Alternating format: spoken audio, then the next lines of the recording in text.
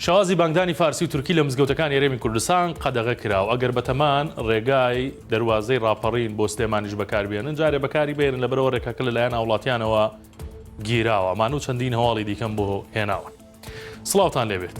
بە یەکجاری هەردوو شێوازی بانگدانی فارسی و تورکی لە هەموو مزگەوتەکانی هەرێمی کوردستان قەدەغە کران. وەزارەتی ئەوقاف قەراری داوە بانگبێژەکان بۆیان هەیە بە هەر شێوازێک کە گونجاوە بانگ بدەن، بەڵام نابێت بە شێوازەکانی تورکی و فارسی بێت. ئەو دوو جۆرە بانگدانە لە شێوازی وتندا میلۆدیەکەیان دەچێتەوە سەر میلۆدیە فارسی و تورکیەکان. کاوە شاکر سەرۆکی بانگبێژانی هەرێمی کوردستان بە 1964 وی هۆکاری قەدەغەکردنی ئەم دوو شێوازە لە هەرێمی کوردستان بۆەوە دەگەڕێتەوە کە هەندێک وشە لەم دوو زمانەدا کاتێک بانگی پێدەدرێت بە باشی ناگاتە خەڵک. ئەمەش لە ڕووی شەرعەوە نادروستە. دیسان بیرتان دەخەمەوە بۆ ئەم چەند ڕۆژە بە هیچ شێوەیە خۆتان مەدەن لە ڕێگاداخراوەکانی نێوان ڕاپەڕین و سلێمانی، چونکە ڕێگەداخستن بەردەوامە و خەڵکن ناڕازیەکە دەڵێن بە هیچ شێوەیەک نایکەنەوە. لا هەردوو ڕێگایکانی وتما بۆ بنگر خەڵکی ناڕازی ڕێگایان داخستووە، بۆیە ڕێگای هاتوچۆی هەردوو ئیداری ڕاپەڕین و سۆران بۆ سلێمانی نەماوە. هەروەها ڕێگای سلێمانی بۆ هەولێر بە دیوی سماقپوڵیدا نییە. خەڵکەکە داوای چاکردنی ڕێگاوبان و خزمەتگوزاری دەکەن و دەڵێن هەتا بۆمان نەکەن بە هیوان نەبن ڕێ بکەینەوە. هەندێک کەسیش لە سۆشیال میدیا بۆ خۆشی نووسیویانە ڕێی قاچاغ و وێزای نێوان هەولێر و سلێمانی شک دەبێت.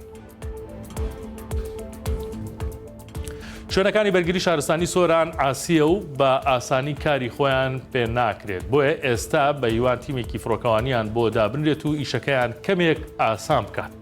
بەرگری شارستانی سۆران لە ناوچەیەکدا کار دەکەن کە هەمووی دۆڵ و شاخ و بەردەڵانە، هەر کاتێک شتێک دەقەومێت تا کاری خۆیان دەکەن تەواو شەکەت دەبن. حەلەکە ئەوەیە فڕۆکە و فڕۆکەوانی خۆیان هەبێت. ڕەوەند هاودانی وتەبێژی بەرگری شارستانی سۆران بە 1964 دوای چەند ڕووداوێک لە شاخ هەڵدێران و ونبوونی کەسەکان لە ساڵی پاردا ئەوەی هەیە ئێستا تیمی فڕۆکەوانی هەولێر کۆمەکمان دەکات. بەڵام بەم زوانە نووسراوی فەرمی لە سۆرانەوە بۆ بەرگری شارستانی هەرێم دەنێدرێت و تیمێکی فڕۆکەوانیمان بۆ داوا دەکرێت. سلێمانی خەریکە بە تەواوەتی دەستی خۆی دەوەشێنێت لە بەرەمێنانی کارەبا بە وزەی خۆر. فەرمانگەی کارەبا دەڵێت ژمارە و ماڵانە زۆر بوون کە وزەی خۆریان داناوە. بەپێی حسابی بەڕێوەبەرایەتی گشتی کارەبای سلێمانی تا ئێستا 441 شوێن سیستەمی وزەی کارەبایان داناوە و نەک هەر بەشی خۆیان دەکات، بگرە لێشیان زیادە و بڕی کارەبای بەرەماتوو گەیشتۆتە 13 مێگاوات. ئەمە تەنیا ئەو ماڵ و شوێنە بازرگانیانن کە لای فەرمانگەی کارەبا خۆیان تۆمار کردووە. خەڵکی تریش هەیە وزەی خۆی داناوە و خۆی تۆمار نەکردووە. هەر کەسێک سیستەمی وزەی خۆر دابنێ دەتوانێت ئەوەی لێی زیادە گرێ بداتەوە تۆڕی نیشتیمانی کارەباوە. بەوەش مانگانە کرێی کارەبای نیشتیمانی لەسەر کەم دەبێتەوە.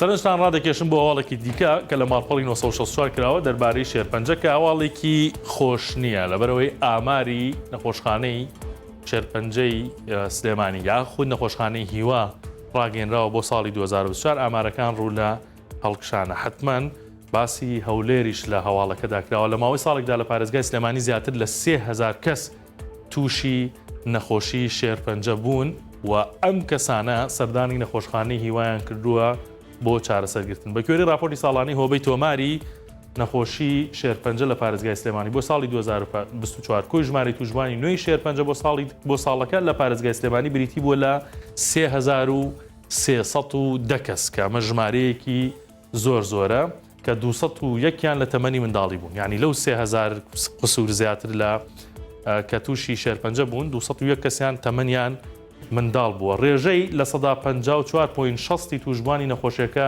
ژن بوون کە تووشی شێرپەنجە بوون، لە 45.40 لە ڕەگەزی نێر بوون.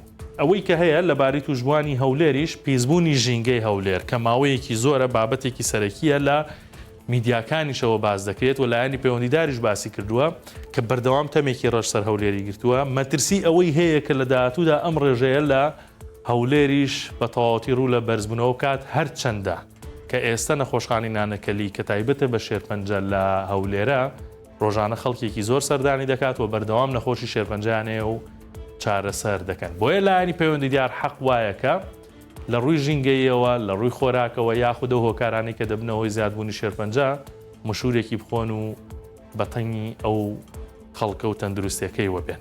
ئەمە هەواڵەکانی ئەمڕۆ بوو، کاتێکی خۆش بۆ هەموو لایەک.